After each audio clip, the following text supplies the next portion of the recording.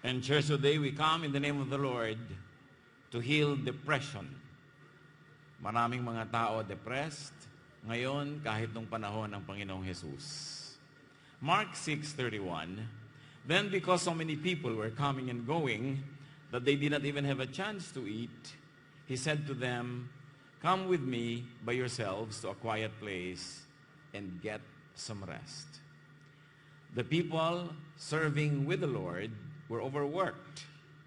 Maraming ginagawa, konting oras para magpahinga, makakain man lang. And a lot of stress like this, similar to this, even done for good and for good reason, could cause depression.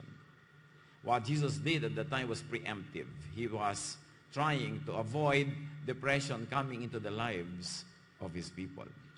Do not press to depress or avoid and do not cause depression. Huwag ipagpilitan na ma-depress. Huwag itulak ang sarili at ang kapwa to get into depression. Father, we thank you that you want us to rest. You want us to be relaxed and to enjoy your peace. We thank you that you care for us and for the details of our lives. We ask you now to continue to enlighten us, empower us to understand the mystery of your many words and teachings that can be applicable when we battle with depression. Be our speaker, our teacher, our healer. We seek you, thanking you in the name of your Son, Jesus. Why was depression very prevalent during the ancient times? Because many people were very oppressed. The ruling elite, the religious elite, the political elite made life very difficult for most of the people. Many of them lived and died in frustration. And frustration, being unable to express oneself, being unable to pursue one's dreams and aspirations, could lead to depression. In fact, sa maraming mga pamilya ngayon, pagka inaral ang mga statistics, maraming mga matitrace na depression sa pamilya na may mga over-domineering elders, sa mga pamilya at sa mga religious groups na laging frustrated yung tao, yung will niya, lagi na lang sinisikil, pinipigil, itinatago. At pagka ito ay hindi nasusunod yung kagustuhan ng makapangyarihan, there's a lot of guilt, a lot of hiding, a lot of hypocrisy. And all of this, Jesus addressed.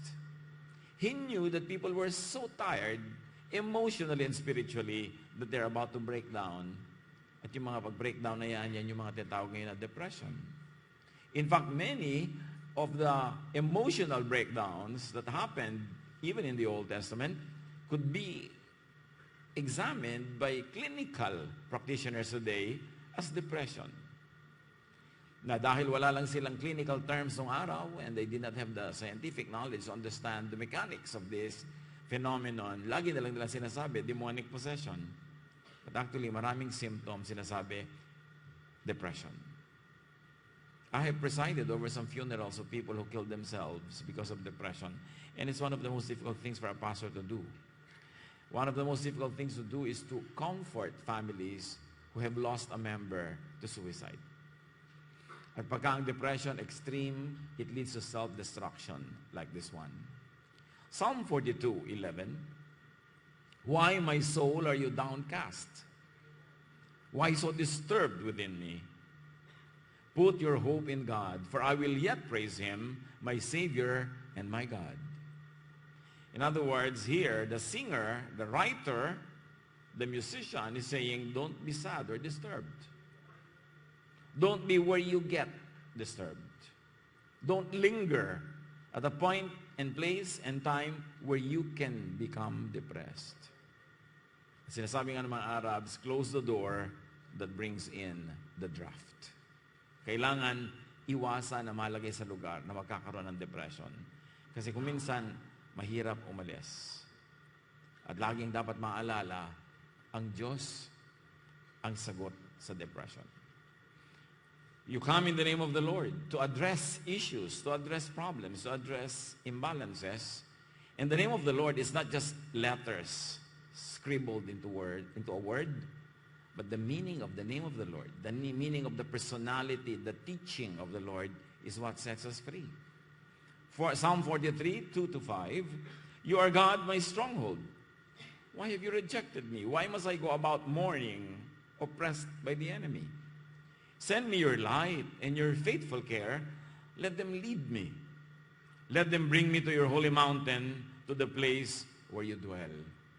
So merong hinanakit, merong problema, may dramang bukid itong mag-awit nitong psalm na ito, pero alam niya ang solusyon. Sabi niya sa Diyos, iuwi niyo po ako sa inyong tahanan, sa inyong banal na bundok, kung saan kayo nananahan, at alam ko nandun ang sagot sa aking napakabigat na kalagayan.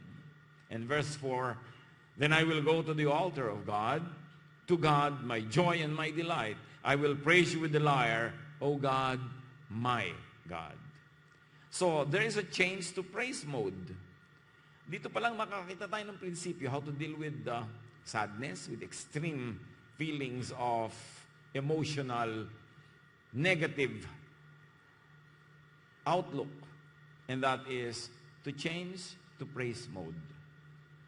Pag tayo po ay natutokso na magreklamo, at sometimes valid naman yung mga reklamo natin, ireklamo, pero huwag magtagal. Change to praise mode. Hanapin ang dapat ipagpasalamat dahil marami. At ipagpasalamat. Maraming studies about the brain reveal that your thoughts change the shape of your brain. In other words, yung shape ng brain, hindi siya permanent. Nag-iiba-iba siya. At kung anong iniisip mo, kung anong umiiral na isipin, naiiba ang shape ng brain. Kaya kung halimbawa, ang takbo ng utak mo ay napaka-negative na, wala nang pag-asa, malungkot, ibig sabihin yun ang shape ng utak mo. Kailangan palitan mo yung shape na yan. At ang makakapagpalit niyan, ay ang iniisip mo na ipinapasok mo sa iyong brain. Change your thought, you will change the shape of your brain, you will change your outlook, and you will change your whole value system. Kaya ang sabi sa Romans 12:2, be changed by the renewing of your mind. Naiisip mo, nadadaan mo sa pag-iisip ang pag-shape ng iyong kaisipan. Kaya huwag magtagal sa mga negative, mga reklamo, mga lungkot, mga hinaing, kasi yun ang magiging shape ng utak mo. Kailangan change to praise mode. Think of what to thank God for, what to be happy about, and dwell about those things. Kaya sinasabi ng Thessalonians, so whatever is lovely, whatever is kind, whatever is beautiful, think about such things. Anong po pinag-iisip natin, mga kapatid? Remember, it is not the shape of our brain that brings the thoughts. It's the thoughts that shape the brain. Therefore, we are participants in shaping the brain. Meron tayong pwedeng gawin para yan maiba. What are the major signs of depression? Baka may nade-depress sa ating pamilya, nawawala. Pero I have seen so many families na kung kailan na lang may nangyaring tragedy, tsaka pa lang nila marirealize, ay, depressed pala yung anak namin. Depressed pala yung kapatid ko. Because many people are clueless. Sense of hopelessness is one sign. A constant sense of despair, of complaint. Yung wala nang maisip, wala nang lumalas sa bibig, kundi mga puro reklamo sa buhay. And what are the effects of depression? There's difficulty in focusing on work, on any task, and there's also difficulty in enjoying life. Ang depressed person hindi nag-e-enjoy sa buhay. Kaya madalas gusto na niyang wakasan ang kanyang buhay. What are the major causes of depression? Some scientific study says that genetics have something to do with this, but very definitely brain chemistry. Brain chemistry, especially imbalance, can cause depression. That's why there are medicines. Medication can balance these hormones. Kaya mahalaga kung meron kayong pasyente, meron kayong mahal sa buhay na being given medication by a psychiatrist, to always take it on time, in the correct dosage. Because when you miss it, the blood chemistry can change. I lost one dear friend to this. He's a German. And for the longest time, he has been taking medication for depression. And then, some counselor, weight and bodybuilding counselor, yung mga ganyan, told him to stop his medication and change his entire diet. He did. After a few weeks, he committed suicide. Tumalon. Kasi yung depressed na tao, may ibang takbo ng utak yan. Mayroong ibang sign. Kaya importante to keep medicating. Until you are able to find some working substitutes. Because it is the blood chemistry. Another cause of depression is poor nutrition. Sabi nga niya, you are what you eat. So nakakapagpasaya, nakakapagpalungkot, nakakapag-depress ang mga kinakain natin. That's why your plate, your cup, your glass could be your gamot or your poison. It's important. Stress can cause depression.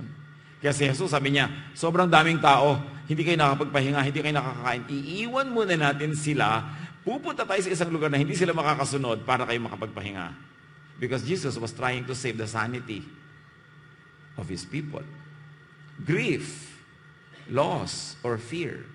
Kaya marami pag namamatayan ng mahal sa buhay, kandidatong ma-depress. Pagka hindi iningatan, yung temporary, dapat na grave grief can prolong and prolong and prolong until it becomes grave clinical depression. So do not press. Do not insist to depress the heart and the mind. Do not press to be depressed. Kasi mayroong mga tao, alaman nila o hindi, talagang isinusuong nila ang sarili nila into depression. Nalulungkot na nga, nag-iisa pa, ayaw pang sumama sa tao, ayaw pang kumain, ayaw pang maglibang, ayaw pang masiyahan. Anong gagawin mong kasunod nun? Iburol. Kaya dapat mga kapatid, pag nakaramdam kayong parang wala akong gana sa buhay, huwag kayong sundin. Dapat, no, magkakagana ako dapat. Parang wala akong ganang kumain. Dapat lalo kang kumain. Pagka alam niyo po, ayaw kumain kasi wala akong gana. Dapat lalo kang kumain. Kasi, saan ka dadalhin niyang walang gana na yan? Mamamalnourish ka? And when you get so malnourished, your brain will be distorted. And the rule of life, which is to maintain life, will be reversed. That you would want to die. That there are people who are victims of such reversals. Life is the primary duty of life. But a distorted brain will put that upside down and will cause you to even destroy yourself. So avoid depression. Enjoy sufficient food and drink. Isang classic story and example of depression was the prophet Elisha. 1 Kings 19, 3-8. Natakot si Elias na mamatay. So, ano yung stressor dito that could lead to depression? Fear. Yung laging natatakot, kandidatong ma-depress. Kaya dapat gapiin yung takot, talunin yan, alisin sa buhay. So natakot si Elias na mamatay, kaya umalis siya at nagpunta sa Beersheba, iniwan niya roon ang kanyang utusan. So, nagbiyahe siya na ang layo-layo, naglalakad lang, kasi tumatakas siya kay Queen, killer, na gusto siyang patayin. So, eto na naman yung stressor that could lead to a depression, fatigue. Pag sobra kang laging pagod, hindi ka nakapagpapahinga, kandidato kang ma-depress. At mag-isa siyang pumunta sa ilang, another stressor, aloneness. We need healthy dosages of aloneness. Pero pag sobra kang laging alone, hindi yun ang intention ng Diyos para sa atin. Kasi sabi niya, it is not good for a man to be alone. Kailangan meron tayong socialization, meron tayong ministration. Pagka mayroong isang kandila, di ba? Isang kahoy na nag-aapoy at nahipan siya ng malakas na hangin, mamamatay ang apoy. Pero kung patong-patong, tumpok-tumpok silang kahoy na nagliliyab, mas lumalakas ang hangin, mas lumalakas ang apoy. There is strength in togetherness. There is strength that we can draw from one another. That's why the fellowship is very, very important. Kaya lahat ng ginawa ni Jesus, sagot niya sa depression yung church, yung magkakasama kayo, nagtutulungan kayo, nagmamahalan kayo, antidote and even cure the depression. So balik dito kay Elias. Pagkatapos ng maghapong paglalakad, ay naupo siya sa lilim ng isang puno at nanalangin ng ganito, Yahweh, kunin na po ninyo ako. Ako po'y hirap na. Mabuti pa pong mamatay na ako. Susuriin natin kung paano siya nakarating doon. Lagi siyang natatakot, lagi siyang pagod, lagi pa siya nag-iisa, walang nakikipagbigay ng sense sa kanya, sense of belongingness, sense of security, and just good sense. Hirap siya, pagod, gustong mamatay. It is abnormal to want to die. Because the rule of life is to keep on living. Yun ang normal. Pagkatapos, nahiga siya at nakatulog. Nagsisimula na siyang gumaling. Nahiga siya at nakatulog, ngunit dumating ang isang anghel at kinalabit siya nito. So now, there is sleep, there is rest, and an angel comes giving company. Meron na siya ngayong kakampi. Ang ganda ng pattern kung paano siya bumaba at kung paano tumaas. At ang sabi, gising na at kumain ka. Nang siya'y lumingon, nakita niya sa may ulo na ng isang tinapay na niluto sa ibabaw ng mainit na bato at tubig sa isang lalagyan. Kumain nga siya at uminom. So eto na naman yung gamot, food and drink. Maya-maya, nakakatiyak tayong ayaw na niyang mamatay. Kasi nakakakain na siya, bumabalik na yung huwisyo. Pagkatapos ay nahiga siya muli. More sleep, more rest. Kasi kung hindi kayo puyat, hindi kayo pagod at gutom, hindi nyo maiisip ang gusto nyo mamatay. Ang iniisip nyo, gusto ko pang kumain, ang sarap eh. Gusto ko pang mahiga-higa, ang sarap magpahuya-huyaya, lalo tumuulan. Napaka-normal yun. Huwag kayong mag-guilty na gusto nyo mahiga, kumain, kasi nakakatakot ang kabaligtaran nun. Yung gusto nyo nang mamatay. Ngunit bumalik ang anghel ni Yahweh. Ginising siya muli at sinabi, bumangon ka at kumain. Napakahaba pa ng lalakarin mo. Kumain nga siya muli at uminom. Mayroon isang basic rule dito. Mga nagtatrabaho, mga pagod, food before sleep. Darating kayo sa bahay niyo, pagod na kayo, ayaw niyo nang kumain, matutulog na kayo. Sabi ng anghel, kumain ka muna. Kasi you will sleep on empty stomach. Baka mamatay ka pa ng gutom, sabi nila, dilat ka. Pag namatay ka, huwag magpakatamad kumain kahit antok na antok. Mahalaga yun.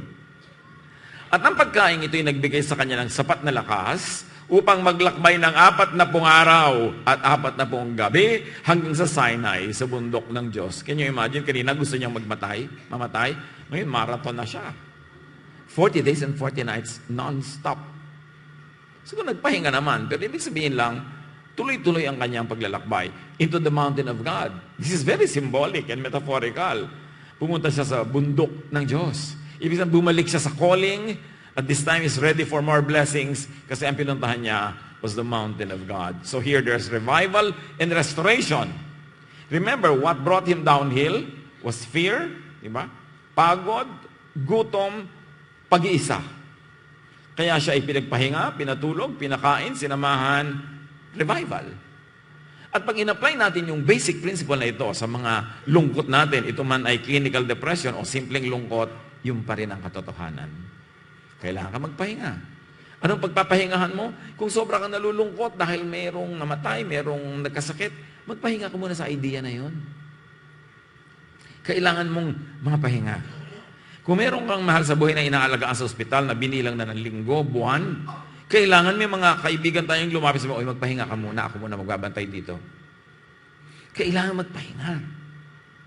Hindi kataksilan sa minamahal natin na magpahinga. Kasi pag hindi ka nagpahinga, mamaya, pasyente ka na rin.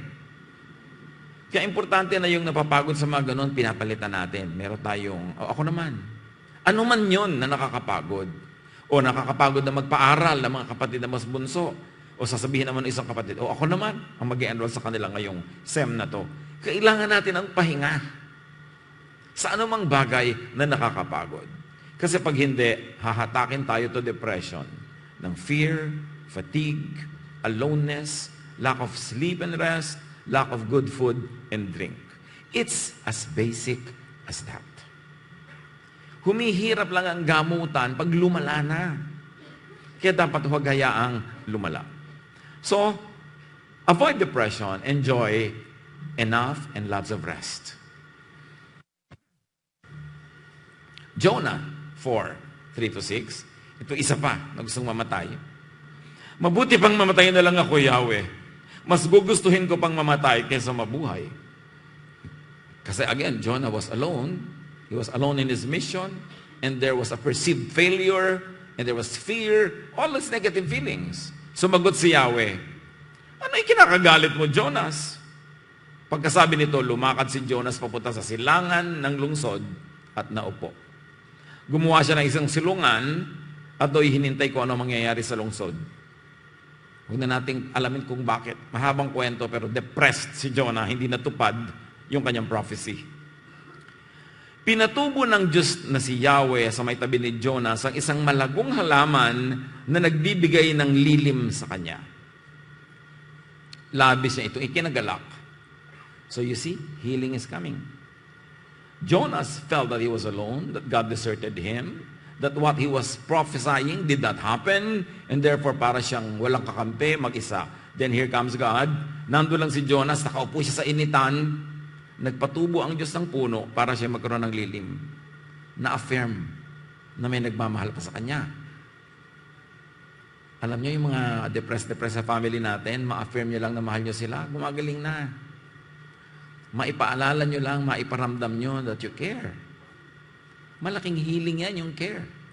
So, ikinagalak ni Jonas na naalala siya ng Diyos, nagpatubo pa ng halaman para magkaroon siya ng payong.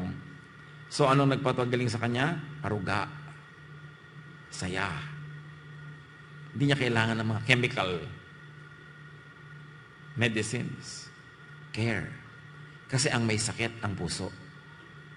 Ang nakakagalit lang doon, nakakagamot, pagmamahal, pag-alala, aruga. Kaya yung ating binasang Mark 6:31, then because so many people were coming and going, they did not even have a chance to eat, He said to them, Jesus said to His disciples, "Come with me by yourselves to a quiet place and get some rest." Why is this therapeutic?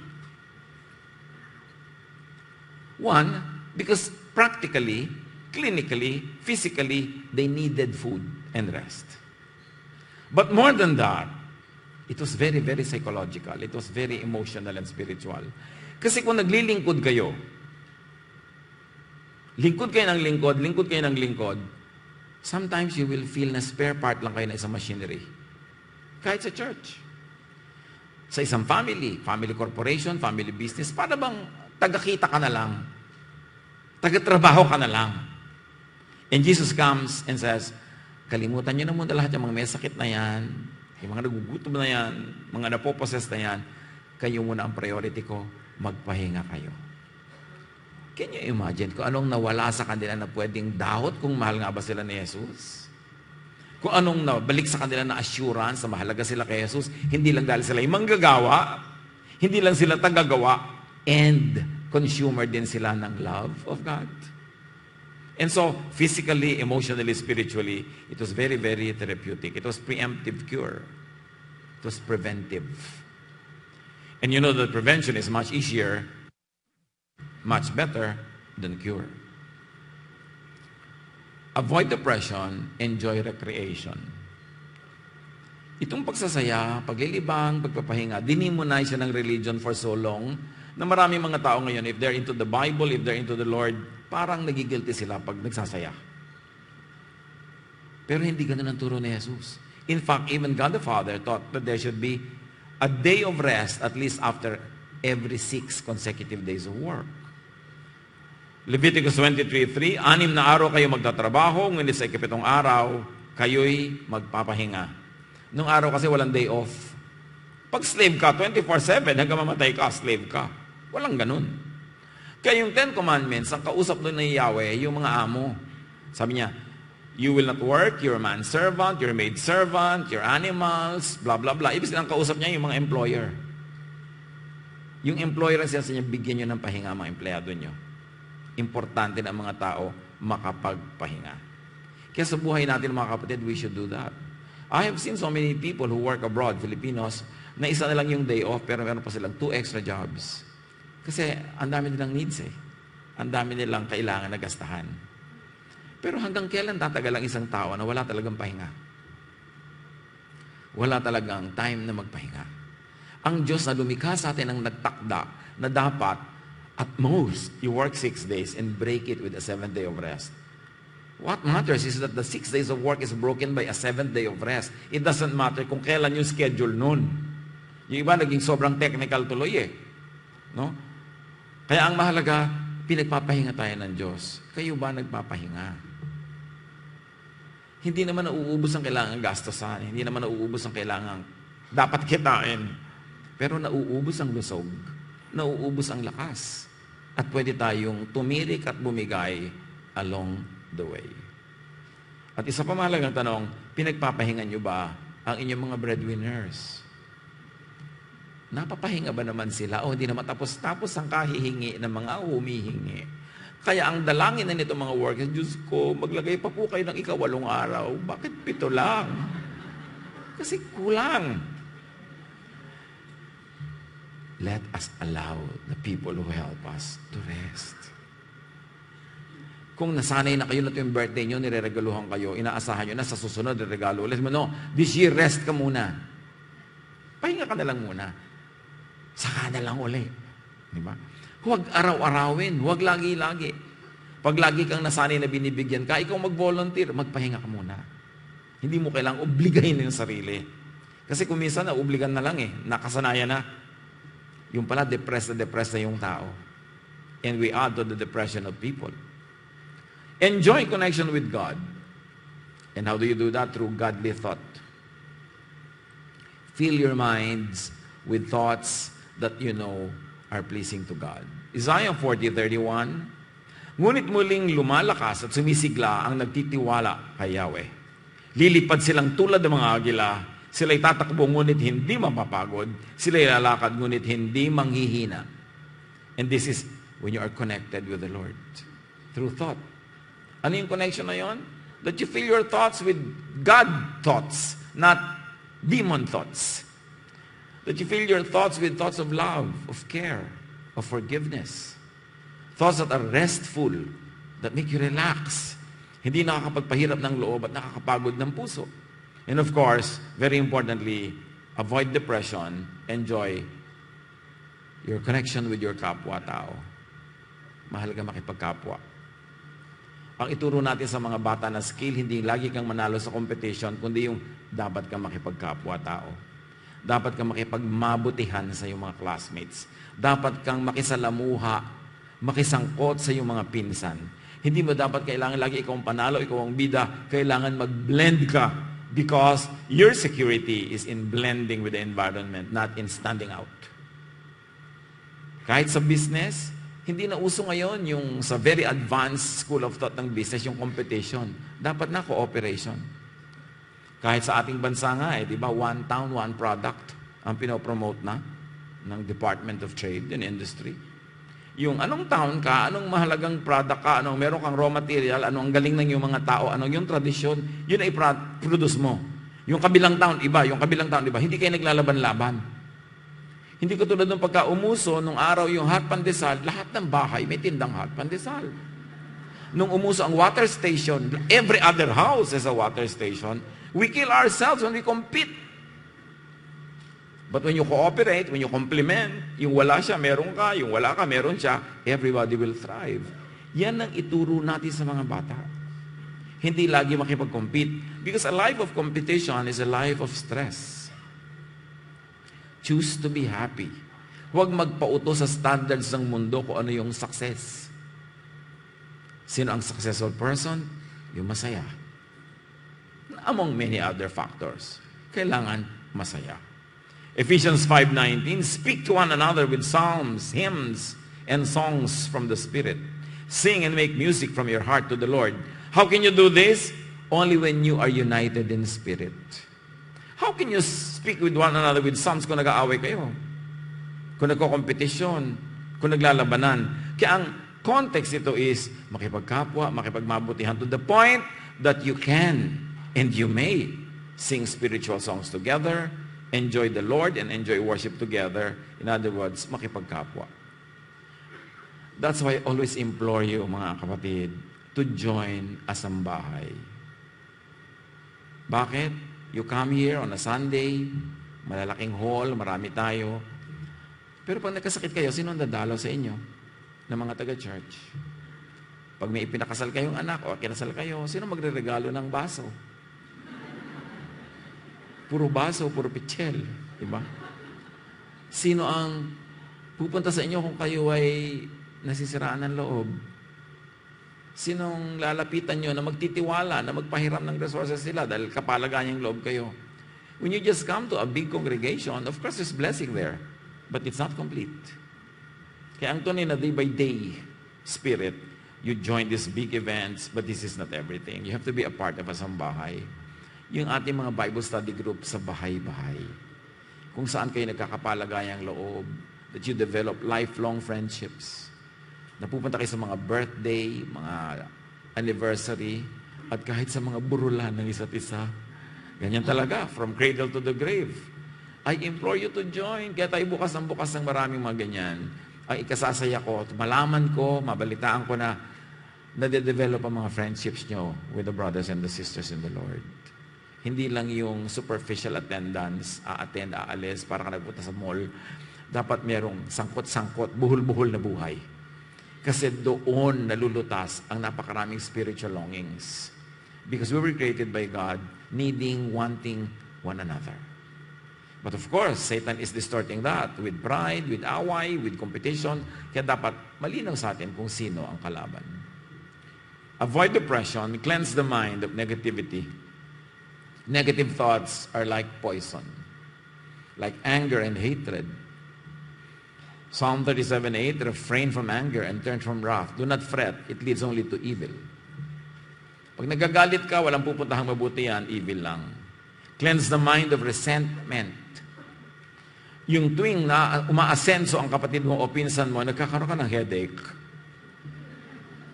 Yung tuwing nagpaparepair ang kapitbahay mo ng bahay at naglalagay ng extension, nagkaka-ulcer ka. You resent the good things happening in another person's life, you will lose. Genesis 4:6-7, si Cain resented his brother. The Lord asked Cain, why are you angry? Why does your face look sad? You know what to do. You know that if you do what is right, I will accept you. But if you don't, sin is ready to attack you. The sin will want to control you, but you must control it. Pag naiinggit ka, naiinis ka, nagsiselos ka, yun ang sinasabi ni Lord, bakit ka nakasimangot dyan? Ba't ka nalulungkot? Kailangang gapiin mo, lupigin mo yung feeling na yan. Kasi pag hindi ka ang nanalo ngayon, yan ang mananalo. Kawawa ka. Huwag mong bigyan ng space yung resentment na hindi ka masaya dahil sa ibang tao, dahil sila ay okay. Alisin mo yan sa iyong system. Nakaka-depress yan. And of course, cleanse your mind of worry. Alam niyo yung worry kung saan nakukuha, kaiisip sa future. Saan naman nakukuha yung lungkot? Kaiisip sa past. Kaya ang gusto ni Lord, isipin mo yung today. Sabi niya, let today's own trouble be sufficient for the day. Past is past. Sabi ni Paul, you know what I do? I leave the past behind. Tapos ikaw naman, lingon ng lingon. To all the girls who never loved you. Nakakalungkot talaga yon. At nakakalungkot pa rin if they loved you kasi wala na. So tama na yung past. Yung too much future, hindi mo alam, matatakot ka lang. Think of today. Tomorrow will worry about itself. Philippians 4:6-7, huwag kayong mabalisa tungkol sa anumang bagay. Sa halip, hingin ninyo sa Diyos ang lahat ng inyong kailangan sa pamamagitan ng panalangin may pasasalamat. Ibig sabihin, panalangin naniniwala na tinanggap mo na. In spirit, yung hinihingi mo. At ang kapayapaan ng Diyos na hindi kayang maunawaan ng tao, ang siyang mag-iingat sa inyong puso at pag-iisip dahil sa inyong pakikipag-isa kay Kristo Jesus. Control your mind. If you cannot, at least discipline your mind. Do not deal with things like fear. John 14:1, do not let your hearts be troubled. You believe in God, believe also in me. What I'm telling you is correct and it will work. Cleanse your mind of envy. Maraming depressed na tao, ang kakambal, may envy.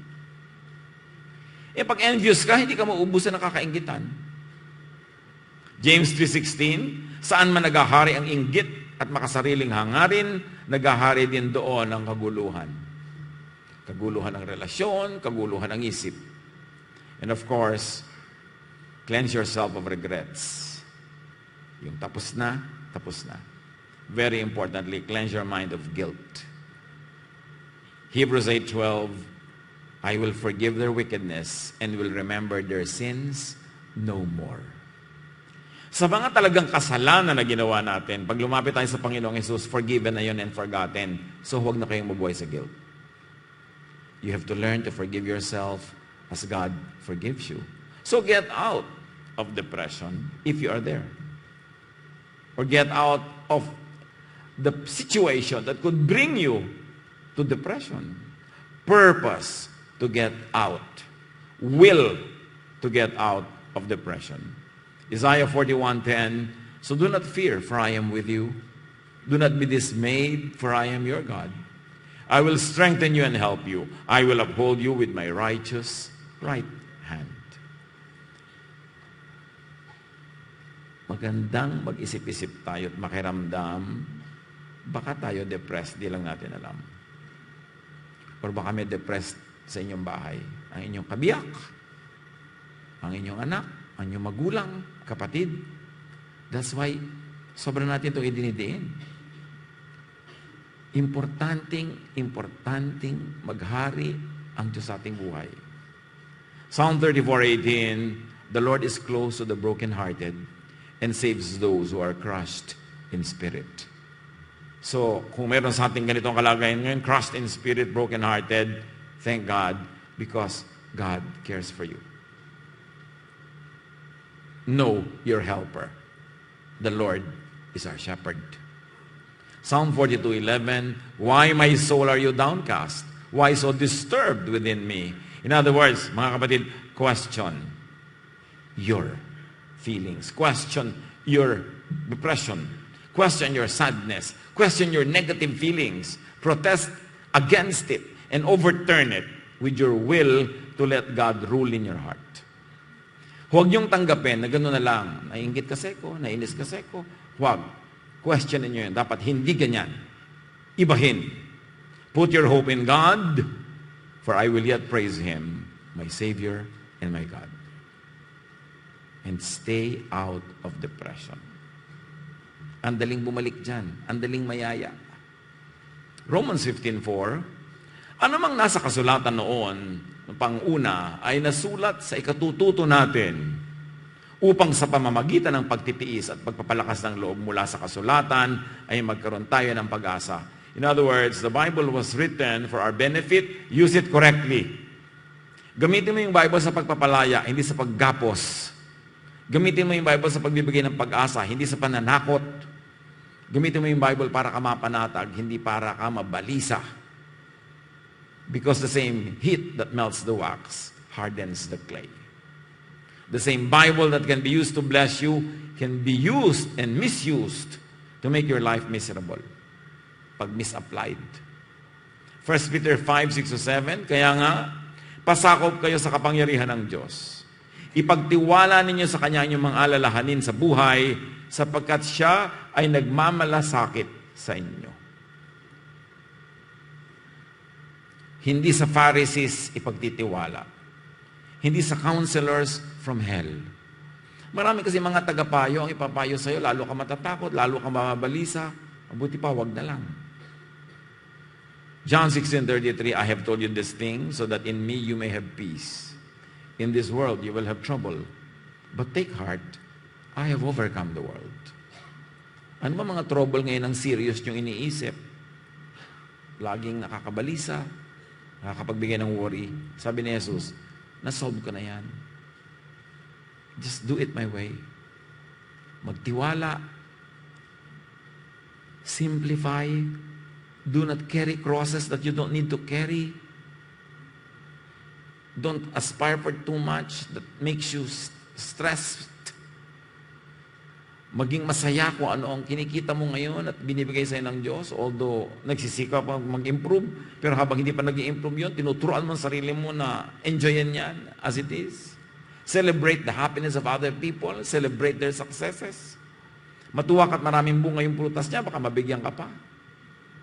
Kasi meron mga kapitbahay na pag wala yung kapitbahay, lumilipat to sa kabilang lote, pinuputol yung puno ng papaya. I'm telling you a real story that I know about. Ang ganda-ganda ng papaya niya, ang daming bunga. Pagbalik niya, putol. Kapitbahay niya, nag-trespass just to cut it. Can you imagine kung ano yung laman ng ganung mga puso? Tendency mo magalit ka, pero ang tunay na, pag nag-iisip ka, maawa ka eh. Sabi mo, bakit ganyan kaka-broken? Kung yung papaya ko, pinuputol mo, ano pa sa buhay mo ang hindi mo puputulin? Kaya yung mga tao na naaalipin sila ng mga negative thoughts, mga inggit, mga worry, kawawa. Pag in-apply mo yung pag-ibig ng Diyos, imbes magalit ka, maawa ka eh. Kasi bakit ganun sila ka-distorted? Bakit ganun ka-poisoned ang isip? So, mga kapatid, be sensitive to depressed people. Ilang beses na that I had to go through the sad task of standing before a coffin of a young person who killed himself, and the parent stands beside me and says, wala po kaming kaide-ideya. Hindi nila alam, suicidal na pala yung anak. Be sensitive. Don't push people. Hindi mo alam, nasa bingit na pala, mahuhulog na. Hanggang doon na lang pala ang kaya. Be kind. Hindi natin alam ang dinadala ng isa't isa. Naranasan niyo na ba yung pag may darating na kamag-anak o yung kumakalog yung phone nyo, may text. Gusto mo sabihin, please, huwag problem. Hindi ko na kaya. Punong-puno na ako. Kuminsan tayo yung pumupuno sa kapwa. So makiramdam naman tayo bago natin ihagis yung weight natin sa kanila. Makiramdam naman tayo bago tayo magreklamo, bago tayo humingi, bago tayo mang-abala, manggulo. Kasi baka isang patak na lang, puno na sila at aapaw. 2 Corinthians 1:4. Inaaliw niya tayo sa ating mga kapighatian upang sa pamamagitan ng kaaliwang tinatanggap natin sa Kanya ay makatulong naman tayo sa mga nahahapis. So make it your ministry to comfort people. Make it your ministry to be a listening ear instead of a preaching mouth. Make it your ministry to give people the space. Merong isang magkaibigan nung unang panahon, tapos itong kaibigan number 1, sobrang naging busy na sa buhay niya. So kaibigan number 2, gusto niya laging patunayan na malakas pa rin siya, na kahit kailan niya kalad ka rin, sasama. Tapos pagka hindi na nakasama, sasabihin niya, nagbago ka na. Parang ikaw pa yung masama na ikaw nagbago. Siya to hindi nagbago. Siya po yung bida. Pagkatapos, sasabihin niya, kailangan mag-commit ka sa akin sa lakad na ito. Di ba? Classmate tayo nung araw. Tapos pag nag-commit ka, walang atrasan na, walang atrasan. Alam niyo kung meron kayong tunay na kaibigan, alam niyo busy siya, sasabihin niyo, sige, punta ka sa aming event. Pero pag bigla ka naging busy, I'll understand. Huwag ka na tumuloy. O dahil pagod ka, tinamad ka, natulog ka, sige, itulog mo na lang. Nagbibigay ba tayo sa mga tao ng ganun space? Yung iimbitahin mo, pero sabihin mo, pag tinamad ka, okay lang na hindi. O sabihin mo, kailangan huwag ka mawawala. Yung pressure. Tapos nagbaril siya dahil sa imbitasyon mo. Kasi pala punong-puno na eh. Siya na lang yung last drop, puno na eh. Akala mo, bali wala, 1 drop, pero napuno na. You'll never know. Be sensitive. Be kind to people. Help the depressed. Colossians 3:12-14, dapat kayong maging mahabagin. At magmahalan kayo. Don't always ask. Give.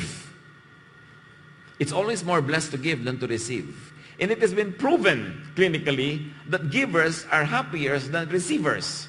Why? Because there is a certain kind of happiness that changes the blood chemistry of people who give. To the point, talagang mas nag-e-enjoy sila sa ginagawa nila kaysa doon sa tumatanggap. Matthew 25:34-36. Yung pagbigay ng gantimpala sa mga naging mapagbigay sa Diyos. Then the king will say to those on his right, come who are blessed by my Father, take your inheritance, the kingdom prepared for you since the creation of the world. For I was hungry and you gave me something to eat. I was thirsty and you gave me something to drink. I was in prison and you visited me. I was sick and you visited me. I was naked and you clothed me. At sabi ng mga tao, when did we do that? At sabi ni Jesus, pag ginawa nyo yan sa kapwa nyo, sa mga maliliit na mga ito, inaari yan ng Diyos sa ginawa sa Kanya. Now apply this to depression. Extend this verse, not only to material food, not only to a real physical visit.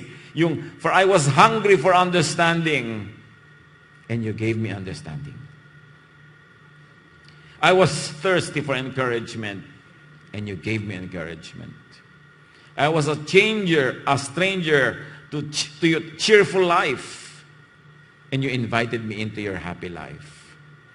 I needed the cover of non-judgment, acceptance, and affirmation, and you clothed me and dignified me with your attention.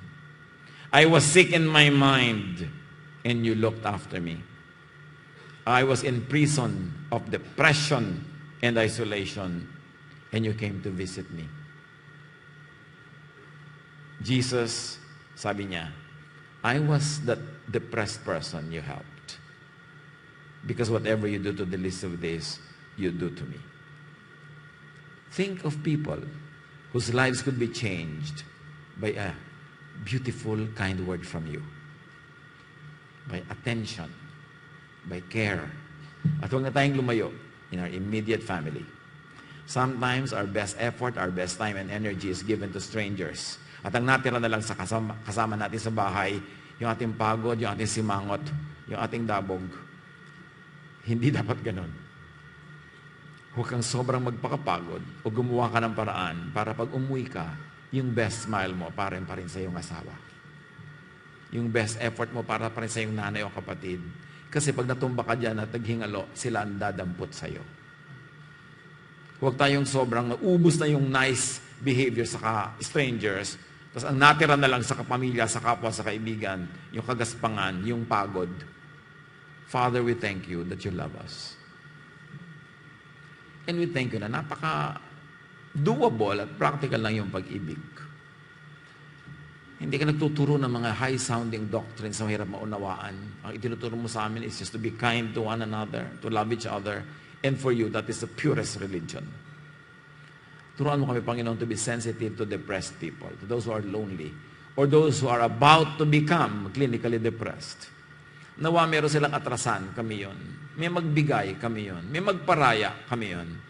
Para yung ibibigay namin sa kanilang kabaitan, magdugtong sa kanilang buhay, magdagdag sa kanilang lakas, at sumangga para sila maging self-destructive. Teach us to be sensitive.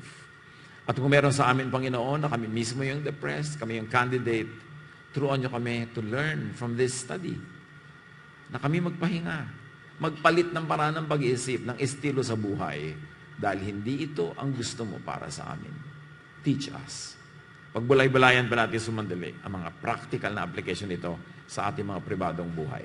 Lord, continue to speak to your people.